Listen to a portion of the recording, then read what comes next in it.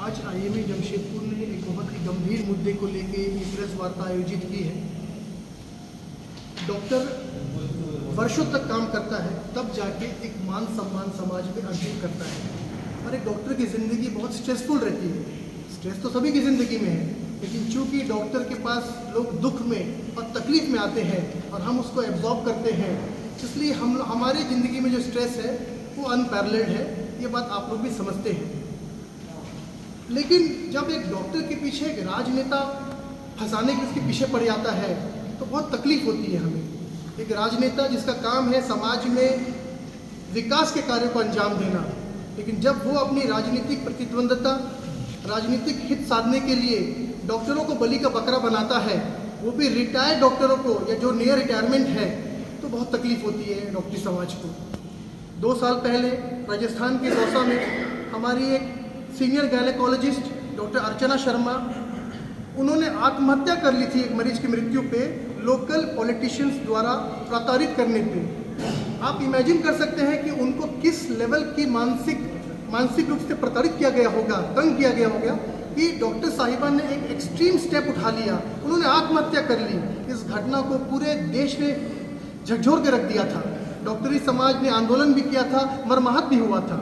पर ऐसा लगता है कि हमारे पॉलिटिशियंस ने उस घटना से कोई सीख नहीं ली है।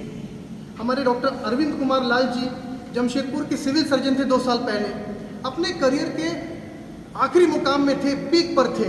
वो मुकाम जो उन्होंने हासिल किया था वर्षों की मेहनत के बाद। लेकिन जमशेदपुर पूर्वी के हमारे माननीय विधायक श्री सरजू राय जी, उन्होंने 20 साल पुराना मामला जो कभी साबित भी नहीं हुआ था, वो एक मामूली त्रुटि थी, उसको विधानसभा में उठाया, पत्रचार किया, उनके पीछे पड़ गए।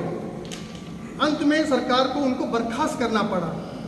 वो हाई कोर्ट में गए, हाई कोर्ट के सिंगल बेंच में पहले जीते और अभी 10 दिन पहले हाई कोर्ट के डबल बेंच ने उनको पूरी तरह से बरी कर दिया, केस को खारिज कर दिया, इसमें कोई दम नहीं है। तो क्या डॉक्टर लाल का वो 2 साल का जो लॉस हुआ, जो मान सम्मान प्रतिष्ठा गई, जो उनको पेंशन, जो उनको फाइनेंशियल लॉस हुआ, उनके परिवार को किस तरह मानसिक प्रताड़ना से गुजरना पड़ा, क्या माननीय सरजू राय जी वो वापस कर सकते हैं? क्या ये मुमकिन है? 6 महीना पहले रांची के एक विधायक माननीय सीपी सिंह जी ने मुद्दा उठाया शहर की प्रतिष्ठित गायनेकोलॉजिस्ट श्रीमती रेणुका चौधरी जी का। उनको रिटायर हुए 13 ईयर्स हो चुके हैं, 1.5 दशक पहले वो रिटायर हो चुकी हैं। उनके पूरे सर्विस पीरियड में एक ब्रेक था, जिसको लेके सरकार ने उनका पेंशन रोक दिया था। 15 में 16 में वो हाई कोर्ट में चले गई, मामला सब जुडिस है। लेकिन उनके सर्विस पीरियड में एक और पीरियड के लिए माननीय सरजू राय जी आधे तथ्यों के साथ विधानसभा में क्वेश्चनिंग कर रहे हैं। 4 दिन पहले की बात है, कल विधानसभा अध्यक्ष को चिट्ठी लिख रहे हैं। तो क्या ये माननीय विधायकों के पास अपने क्षेत्र के मुद्दे खत्म हो गए हैं? पानी, सड़क, बिजली सब पूरे हो गए, राम राज्य आ गया है कि अब ये डॉक्टरों के पीछे पड़ गए हैं? बड़ा आश्चर्य होता है हमें। वो भी एक वरिष्ठ महिला चिकित्सा कर्मी। बेटी बचाओ बेटी पढ़ाओ का अभियान चलता है और यहाँ पर एक महिला को प्रताड़ित किया जा रहा है। बड़ा माननीय राय जी से हमारा आग्रह है, प्रधानमंत्री श्री मोदी जी के सबक ले, जो एक प्रोग्रेसिव विजन के आदमी है, जो एक काम करते हुए आगे बढ़ते हैं, कभी किसी को तंग करने के लिए रुकते नहीं हैं। लोग भले कितना तंग करें, हमें तो दिख रहा है वही चीज़। तो कुल मिला के ये मुद्दा है राजनेताओं द्वारा डॉक्टरों को प्रताड़ित करने का, वो भी वैसे मामले जो कोर्ट में है। उसका क्या औचित्य बनता है? विधायक जी का संवैधानिक अधिकार होगा मामला को उठाने का विधानसभा में, उसको कोई चैलेंज नहीं कर सकता है। लेकिन वैसे मुद्दे जो सब जुडिस हैं, आधे तथ्यों के साथ जो प्रूव है, आप ही की सरकार विधायक जी जिसमें आप मंत्री थे, उन्होंने ही आदेश पारित किया 2015 में, उसको भी आप नहीं मान रहे हैं और 2011-12 की बात करके गुमराह कर रहे हैं। ये देखिए, ये गलत है। डॉक्टर इससे परेशान होते हैं, मानसिक प्रताड़ना से गुजरते हैं। इसलिए आपके माध्यम से हम इस गंभीर मुद्दे को आज जनता के सामने रखना चाहते हैं। भाई, डॉक्टर का नाम बार बार अखबार में आता है तो मान सम्मान की हानि होती है।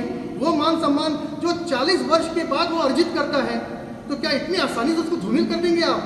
ये बहुत गंभीर मुद्दा है। हमने आईएमए स्टेट प्रेसिडेंट को भी चिट्ठी लिखी है, आईएमए नेशनल प्रेसिडेंट को भी चिट्ठी लिखी है। आईएमए एक नेशनल बॉडी है, हम इसको ऊपर तक उठाएंगे।